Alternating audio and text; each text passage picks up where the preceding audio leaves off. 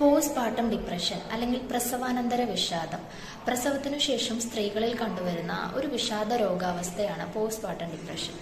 Pregnancy ടൈമിലുള്ള oestrogen progesterone എന്ന ഹോർമോൺസിന്റെ അളവ് കുറയുന്നതുകൊണ്ടാണ്, പ്രസവത്തിന് ശേഷം കുറയുന്നതുകൊണ്ടാണ് ഈ രോഗം കൂടുതലായിട്ടും സ്ത്രീകളിൽ കണ്ടുവരുന്നത്.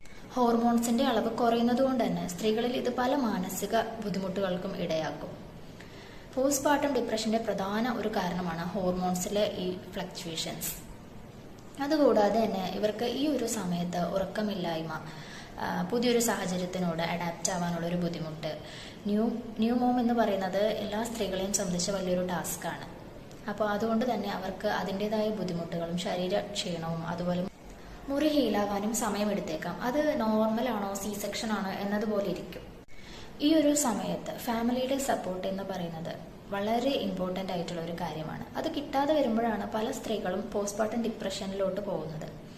അല്ലാതെ നമുക്ക് ഈ സാഹചര്യത്തിനോട് പൊരുത്തപ്പെടാതെ കുറച്ച് ദിവസം മാത്രമേ നീണ്ടു നിൽക്കുന്നുള്ളൂ എന്നുണ്ടെങ്കിൽ അതിന് പോസ്റ്റ്പാർട്ടം ബ്ലൂസ് എന്നാണ് പറയുന്നത്.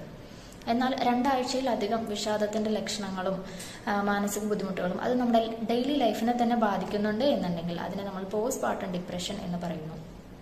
എന്നാൽ ഇതിനെ ഓവർകം ചെയ്യാൻ പറ്റാതെ അതിന്റെ ഡ്യൂറേഷൻ കൂടുകയാണ് എന്നുണ്ടെങ്കിൽ അത് പോസ്റ്റ്പാർട്ടം സൈക്കോസിസ് എന്ന രോഗാവസ്ഥയിലോട്ട് എത്തിക്കാനുള്ള ചാൻസ് കൂടുതലാണ്. അതുകൊണ്ട് തന്നെ ഈ പ്രസവിച്ച സ്ത്രീകൾക്ക് നമ്മൾ ഉറപ്പുവരുത്തേണ്ട കുറേ കാര്യങ്ങളുണ്ട്. അവർക്ക് വേണ്ട ഫാമിലി സപ്പോർട്ട്, അവർക്ക് മതിയായ ഉറക്കം, പോഷകാഹാരം, അവരെ എന്നും ഹാപ്പി ആക്കിയിരിക്കുക, അവർ നെഗറ്റീവ് ആക്കുന്ന കാര്യങ്ങൾ അവരോട് പറയാതിരിക്കുക, മാക്സിമം ഹാപ്പി ആയിട്ടിരിക്കാൻ വേണ്ടിയിട്ടുള്ള ഒരു എൻവയോൺമെന്റ് സൃഷ്ടിക്കുക എന്നതാണ് ഇത് ഓവർകം ചെയ്യാനുള്ള ഏറ്റവും വലിയൊരു സൊല്യൂഷൻ.